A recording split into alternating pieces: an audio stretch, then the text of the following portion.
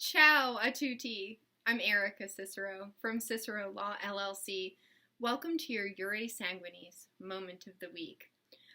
One of the absolutely essential elements of the Jure Sanguinis Italian dual citizenship application process is having all of your documents that are not Italian documents certified through the Apostille process.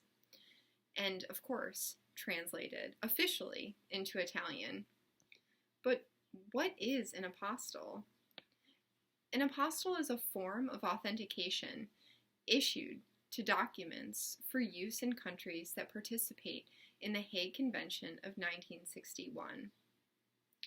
The certification is like a notary, but far more official. The Office of the Secretary of State of each individual state provides apostille services and authentication to the United States citizens and foreign nationals who live in the U.S. on documents that will be used overseas, just as our American documents used for Jure Sanguinis will be used overseas to establish our Italian citizenship in Italy. So apostille certifications are issued at the Secretary of State of the state that actually issued those documents. Therefore, you may have to send documents to many different states, which is kind of confusing, so let me break it down for you. Let's say that you obtain your grandfather's birth certificate and he was born in New York. Obviously, that document will be written in English. You will need to have that document along with all of your non-Italian documents translated by an official translator into Italian because the consulate will only accept Italian documents. After this, you will send your grandfather's birth certificate to the Secretary of State of New York to have the apostille certification. You cannot send any document that did not originate in New York to the Secretary of State of the Big Apple, but rather you must send the other documents that come from the states to those states that they came from. So if your grandmother was born in New Jersey and not New York, you would need to have her birth record and the translation sent to the New Jersey Secretary of State, which is quite a few steps and quite a bit of work and keeping track of things. There is a fee for this service, of course.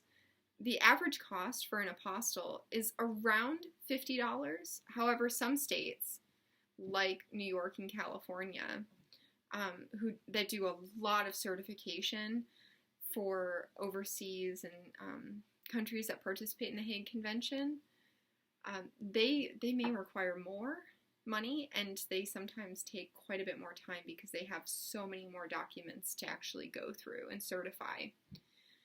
Each document needing an apostille is done by the Secretary of State, and you cannot simply bundle the documents together. So let's say your whole family is from New York, and they never lived outside of New York. You don't have any documents outside of that state.